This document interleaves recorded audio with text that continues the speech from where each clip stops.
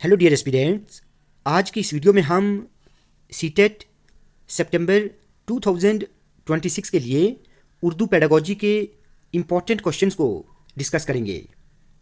याद रहे, ये सभी क्वेश्चंस मोस्ट इम्पॉर्टेंट हैं। आप वीडियो को आखिर तक ज़रूर देखें, आपको यकीनन बहुत कुछ सीखने को मिलेगा। तो चलिए स्टार्ट करते हैं। पहला सवाल क्या है? वकूफ़ियत पसंद नज़रिया के मुताबिक ज़बान के उस्ताद को बच्चों की गलतियों को किस तौर पर देखना चाहिए? यानी जो वकूफ़ियत पसंद नज़रिया है, इसके मुताबिक अगर क्लास में बच्चे गलतियां करते हैं तो एक ज़बान के उस्ताद को उन बच्चों की गलतियों को कैसे देखना चाहिए? इसका सही आंसर ऑप्शन सेकंड रहेगा, यानी गौर व फिक्र की बसीरत फरहम करने वाली आमोजिश का हिस्सा।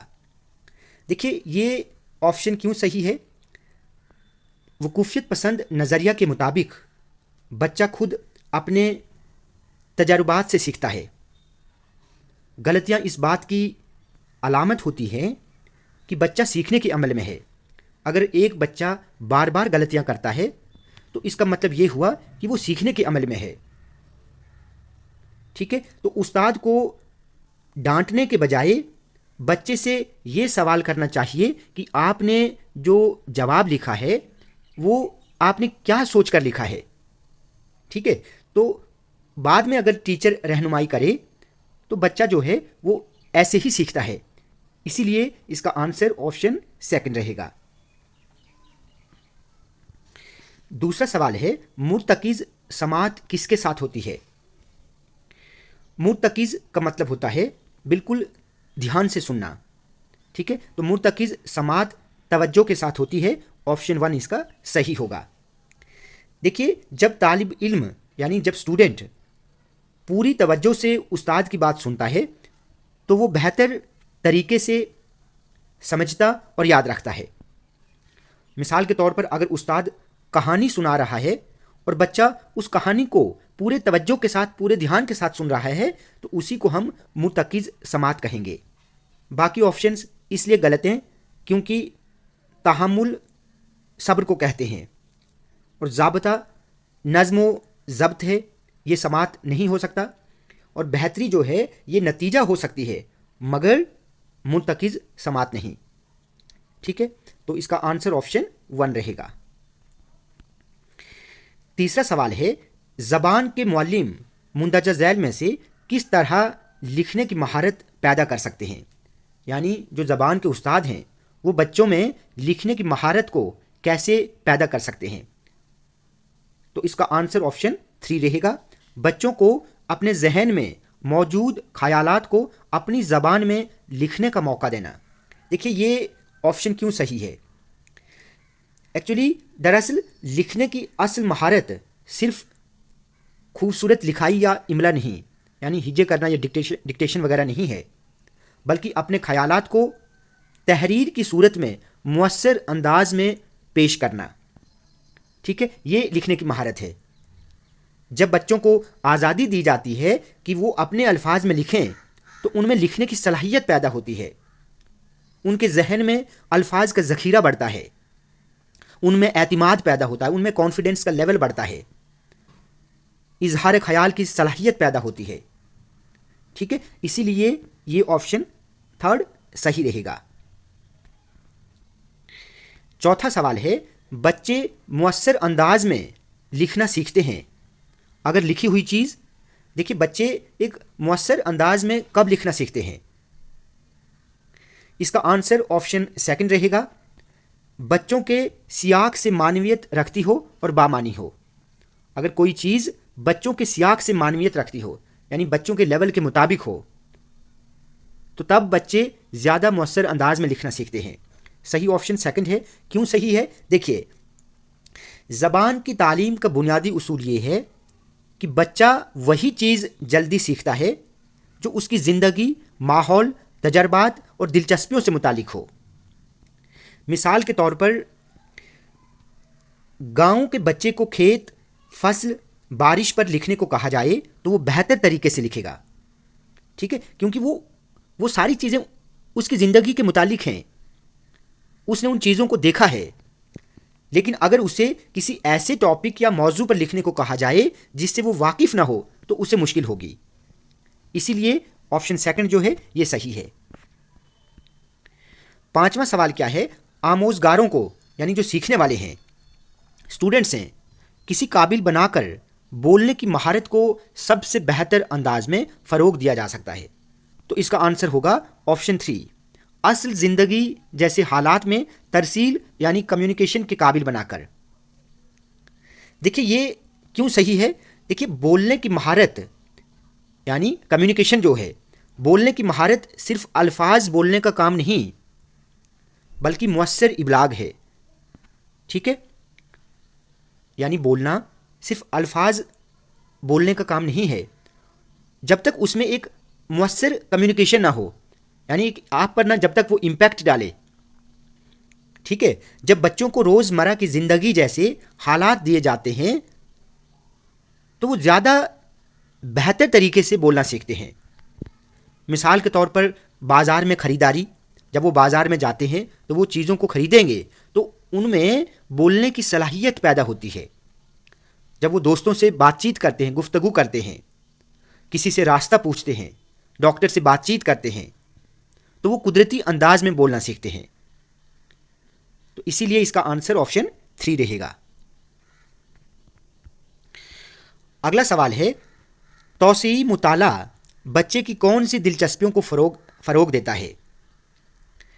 دیکھیے توسیعی مطالعہ انگلش میں اس کو ہم کہتے ہیں ایکسٹینسیو ریڈنگ. بچے کی کون سی دلچسپیوں کو فروغ دیتا ہے؟ تو اس کا آنسر ہوگا آپشن 4، محظوظ ہونے کے لیے متن کی قرات میں. یہ آپشن اسی لیے صحیح ہے، دیکھیے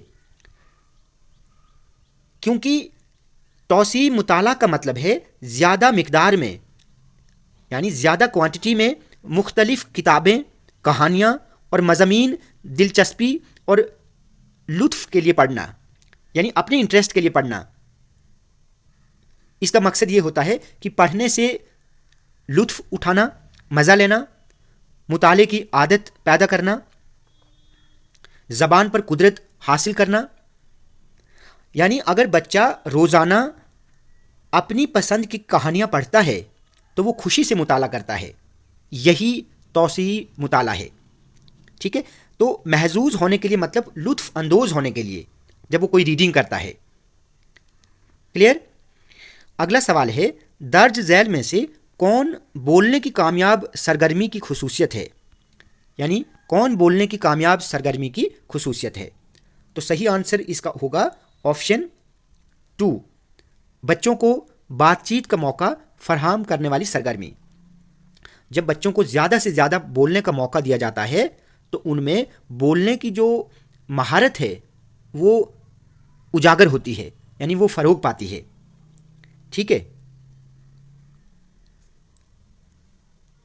یعنی بولنے کی مہارت صرف استاد کو سننے سے پیدا نہیں ہوتی بلکہ زیادہ سے زیادہ بولنے کی مشق سے پیدا ہوتی ہے. یعنی جب ہر بچے کو کلاس میں بولنے کا موقع دیا جائے تو اس میں تب جا کر بولنے کی جو مہارت ہے وہ بڑھے گی.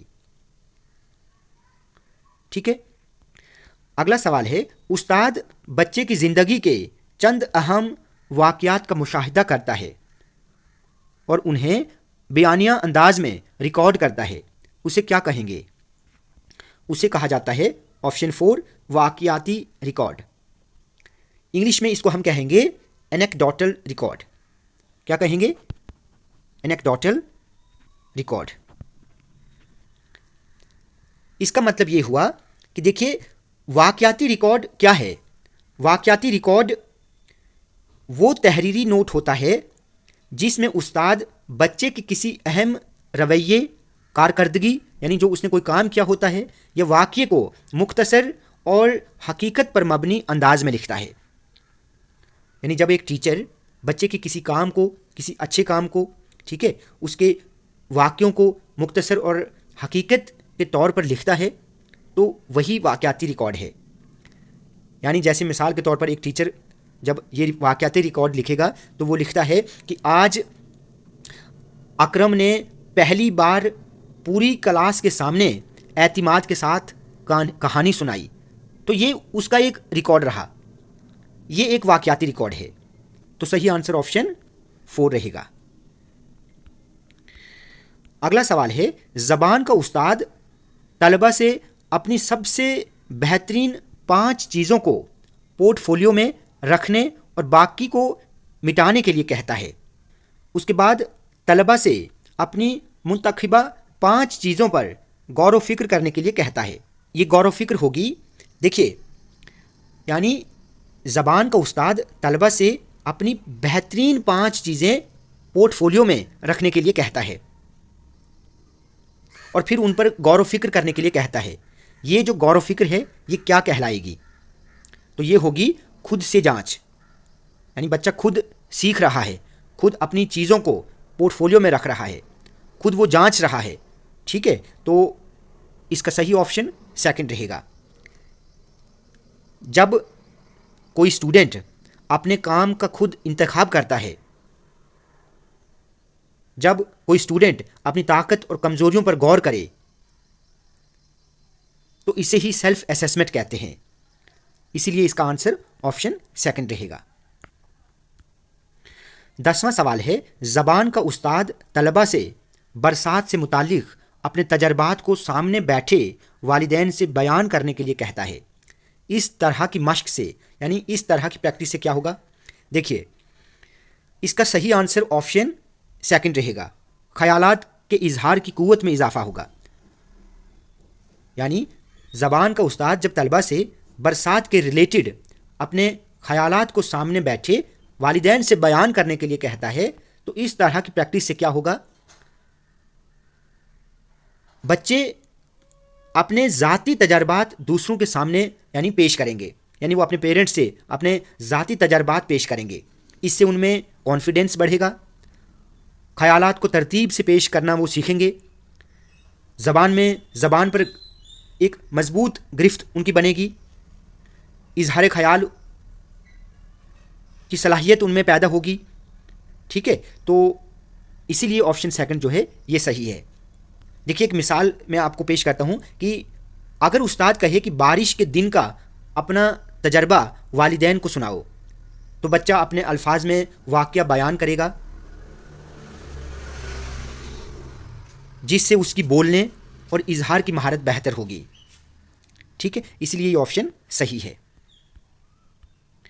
اگلا ہے، قواعد کی آموزش آموزگاروں کو کیا بہتر بنانے میں معاون ہوتی ہے، یعنی مددگار ہوتی ہے.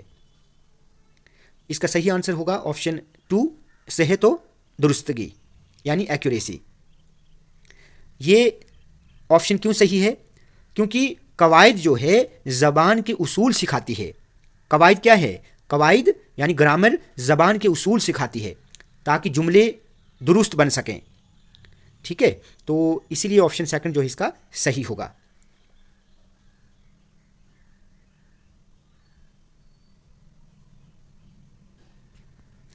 اگلا ہے، زبان سیکھنے میں سوچ، فہم اور استدلال کی اہمیت کس نظریہ میں ہے؟ اس کا آنسر آپشن 1 رہے گا، وقوفیت پسند، جس کو ہم انگلش میں کہیں گے کنسٹرکٹیوسٹ. کیوں صحیح ہے؟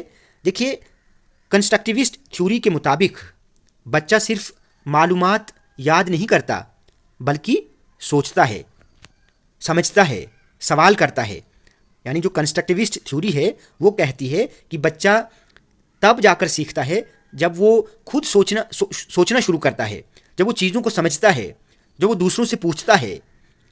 ٹھیک ہے، اسی لیے اس کا آنسر آپشن 1 رہے گا. اگلا سوال ہے، درج ذیل میں سے کون سا بیان تعاملیت پسند نظریہ سے مطابقت نہیں رکھتا؟ تعاملیت پسند نظریہ یعنی جس کو ہم انگلش میں کہیں گے انٹریکشنسٹ تھیوری. کیا کہیں گے؟ انٹریکشنسٹ یعنی ایک دوسرے سے انٹریکٹ ہونا. ٹھیک ہے، تو اس کا آنسر آپشن 3 رہے گا. یعنی زبان صرف تقویت اور عادت سازی سے سیکھی جاتی ہے، ایسا نہیں ہے. کیونکہ تقویت یعنی ری انفورسمنٹ اور عادت سازی جس کو ہم انگلش میں ہیبٹ فارمیشن کہیں گے، یہ نظریہ کرداریت پسند کا ہے. यानी बिहेवियरिस्ट थ्योरी का है, इंटरेक्शनिस्ट थ्योरी का नहीं। ठीक है, तो मिसाल के तौर पर अगर बच्चे को हर सही जवाब पर इनाम दिया जाए और बार बार मश्क कराई जाए तो ये बिहेवियरिज्म है, ना कि इंटरेक्शनिज्म। तो हमने नेगेटिव चुनना है। बाकी जो तामुलियत पसंद नज़रिया है, इससे ज़बान समाजी मेलजोल से सीखी जाती है। ठीक है, सीखने में साथी तलबा जो दूसरे साथी हमारे होते हैं, हम उनसे सीखते हैं, गुफ्तगू से सीखते हैं, लेकिन ज़बान तक़वियत और आदत साजी से नहीं सीखी जाती। अगला है तरीक़ा अमल के मुताबिक, यानी प्रोसेस अप्रोच के मुताबिक तहरीरी अमल का पहला मरहला कौन सा है। तो देखिए, इसका जो सही आंसर होगा वो होगा ऑप्शन 1, गौरखोज, यानी ब्रेन स्टॉर्मिंग। क्यों सही है? देखिए, प्रोसेस अप्रोच में लिखने को एक मरहलावार अमल समझा जाता है। मिसाल के तौर पर अगर मौजू हो मेरा पसंदीदा मौसम, तो पहले बच्चा सोचेगा कि क्या लिखना है, फिर तरतीब बनाएगा, प्लानिंग करेगा, फिर ड्राफ्टिंग करेगा और बाद में रिवाइज करेगा। तो जो प्रोसेस अप्रोच का जो तरीक़ा अमल का जो पहला मरहला है वो ब्रेन स्टॉर्मिंग है। ठीक है, यानी पहले बच्चा सोचेगा कि क्या लिखना है, उसके बाद प्लानिंग होगी, फिर ड्राफ्टिंग होगी और फिर रिवाइजिंग होगी। तो सही आंसर ऑप्शन 1 रहेगा। आज का आखिरी सवाल है कि दर्ज झैल में से कौन सी खुसूसियत तकमीली जांच की है। तकमीली जांच, ये इसको हम इंग्लिश में समिटिव असेसमेंट कहते हैं। सही आंसर ऑप्शन 2 रहेगा। सीखने के इख्तिताम पर कामयाबी का जायज़ा लेना, यानी जो तकमीली जांच है ये हमेशा जिसको हम यानी बच्चे पूरे साल सीखते हैं, उसके बाद सीखने के इख्तिताम पर उनकी कामयाबी का जायज़ा लिया जाता है। ठीक है, तो सही आंसर ऑप्शन 2 रहेगा। मिसाल के तौर पर आप इसमें जैसे सालाना इम्तिहान होता है, जो फाइनल एग्ज़ाम होता है, ठीक है, तो इसीलिए इसका आंसर ऑप्शन 2 रहेगा। आपको ये वीडियो अच्छी लगी हो तो आप प्लीज़ इस वीडियो को ज़्यादा से ज़्यादा लाइक और शेयर करें और चैनल को सब्सक्राइब करना ना भूलें।